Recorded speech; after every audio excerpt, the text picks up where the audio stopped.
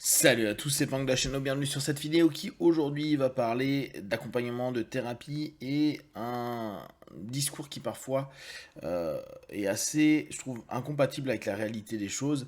C'est de dire que notre sport, notre art peut être notre thérapie.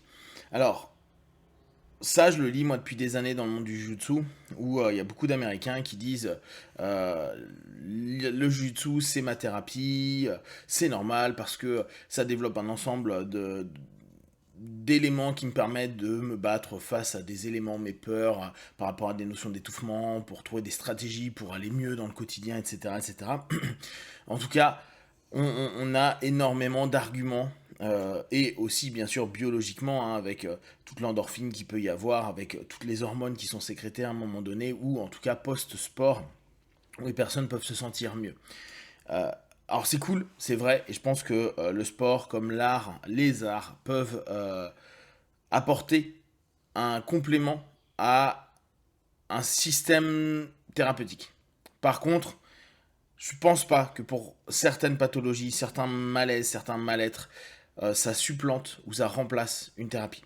Je sais qu'il y a souvent cette sensation à se dire ça sert à rien d'aller dans un accompagnement, quel qu'il soit, parce que de toute façon je vais parler à quelqu'un qui en a rien à foutre, ou je vais simplement être assis sur un divan, ou on va me faire faire des trucs absurdes, etc., etc. Je vais me démerder tout seul. Il y a des personnes qui se sortent de problématiques psychiques comme ça, et c'est top. Maintenant, il y en a, c'est pas le cas. Et la substitution de dire je vais faire beaucoup de sport, je vais faire beaucoup d'art, je vais faire beaucoup de trucs pour aller mieux, bah ça donne pas nécessairement les résultats attendus. On le voit beaucoup dans le monde artistique où il y a un nombre de suicides incroyable chez des stars pourtant de ces mondes-là. Dans le sport, c'est la même chose. Il y a beaucoup de personnes qui, à haut niveau ou pas à haut niveau, peuvent se suicider ou faire des TS à certains moments. Donc cette idée de se dire c'est bon, je vais me démerder tout seul, ce que je peux comprendre complètement à se dire mais je suis assez fort pour dépasser cette problématique-là. Si l'initiative est plutôt bonne parce que ça prouve qu'il y a une vraie envie d'avancer, c'est parfois aussi se nier ou nier ce que l'on vit à un moment donné parce que il y a la peur d'affronter d'autres choses qui sont à l'intérieur de nous. Je le vois d'autant plus dans les sports de combat où la plupart du temps, les personnes qui font ce type d'activité ont la sensation à un certain moment d'être forts, d'être des bonhommes, d'être capables de combattre, d'affronter. Ça rend des personnes plus... vous allez avoir toutes les notions un peu orientalistes de tout ça, de plus aligné, plus en phase, plus connecté, plus à l'écoute, etc. etc.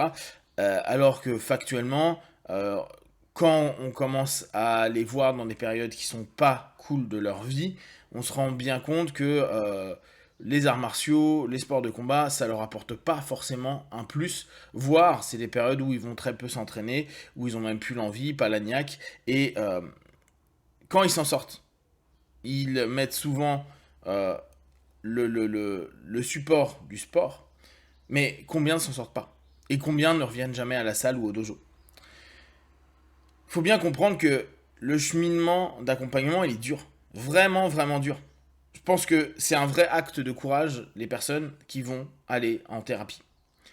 C'est dur de se dire j'ai besoin d'aide. C'est dur de se dire je peux pas m'en sortir seul. C'est dur de se dire je suis en train de me mentir à moi-même alors je suis persuadé que je me dis la vérité. C'est dur d'enlever ses masques. C'est dur de se découvrir. C'est dur de voir qu'on est blessé. C'est dur de voir qu'on n'est pas apte à certaines choses.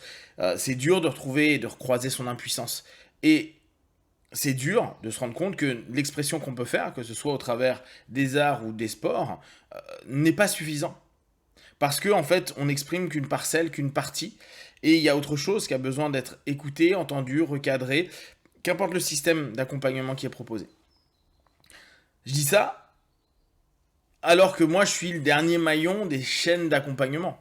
Avec l'hypnose, avec les thérapies brèves, etc. On est vraiment dernier maillon. Les premiers maillons, ça reste lié à la médecine, et c'est le psychiatre et la psychologie. Puis après, on a, nous, les psychothérapies, les psychopratiques. mais on se retrouve tout à la fin. Donc, on a souvent des personnes qui ont fait un cursus et qui vont dire oui mais ça ne m'a pas aidé, je vois pas pourquoi j'irais revoir quelqu'un qui fait une analyse, quoi, qui me propose une analyse ou des psychiatres qui vont me proposer parfois des médicaments ou des personnes en TCC qui me font faire des trucs que je comprends pas et je vois pas l'intérêt, etc., etc. Et on a donc des personnes qui sont en grande souffrance. Utiliser leur passion et ce qui les fait quotidiennement se motiver à aller quelque part, euh, c'est un super, super levier pour l'accompagnant. C'est génial et on ne peut pas nier qu'effectivement, quand tu arrives à encore aller à la salle, encore aller faire de la création, écrire, jouer, peindre, etc., c'est top. Mais il y a des moments, tu arrives à un point où tu n'y arrives plus, tu n'as plus l'envie, tu n'as plus l'énergie. Et c'est ces moments-là où il y a des moments de rupture. Voire même, il y a des gens qui vont constamment à la salle et c'est devenu une routine. Et c'est une routine dans un malaise. Même si va y avoir un pic de mieux-être.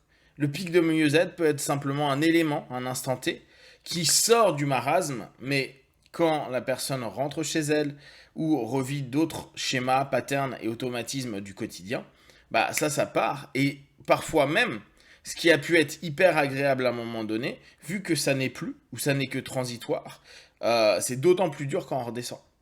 N'oubliez pas, il y a certaines personnes qui peuvent même être accros à un moment à la salle ou à faire leur art et à passer des heures et des heures dessus, mais il y a toujours un moment où il y a une redescente. Et cette redescente, c'est là où il y a les démons intérieurs, il y a les vrais combats qui commencent, il y a les vrais besoins de l'expression de soi-même qui ont besoin d'être décantés, d'être exprimés, d'être partagés. Et parfois, c'est même si on peut dire la musique ou la toile peut être un outil, oui, ça va être un outil. Mais c'est pas globalement un processus. S'il y a eu des personnes, et il y en a eu, qui ont été mieux grâce à tout ça, tant mieux. Et on sait qu'il y a maintenant l'art-thérapie, on sait qu'on peut exploiter le sport, l'activité physique, beaucoup de cheminements actifs pour aider. Mais ça fait partie d'un process qui est complété par ces éléments-là, mais qui n'est pas supplanté par ces éléments-là. Croire qu'on est fort parce qu'on va soulever des centaines de kilos, parce que notre corps se modifie, parce qu'on arrive à mettre KO des gars ou à contrôler d'autres types de personnes, c'est sympa.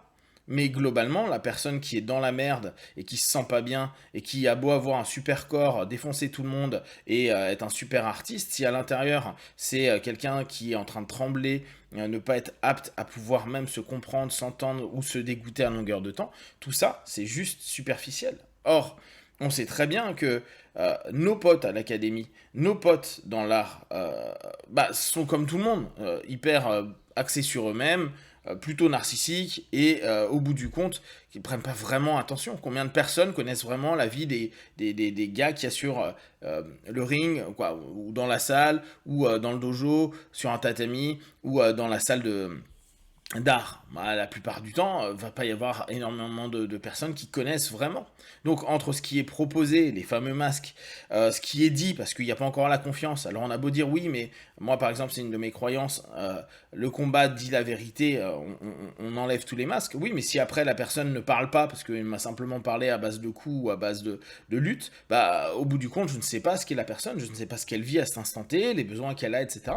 Or parfois on n'en a rien à foutre parce que chacun vient aussi pour sa dopamine, chacun vient pour se sentir bien, chacun vient pour exprimer, s'améliorer, etc. Et donc, on se retrouve dans un isolement alors que officiellement, on est avec plein de monde à longueur de temps. Et ça va le faire aussi dans les sports co, comme le rugby, le foot, etc., etc.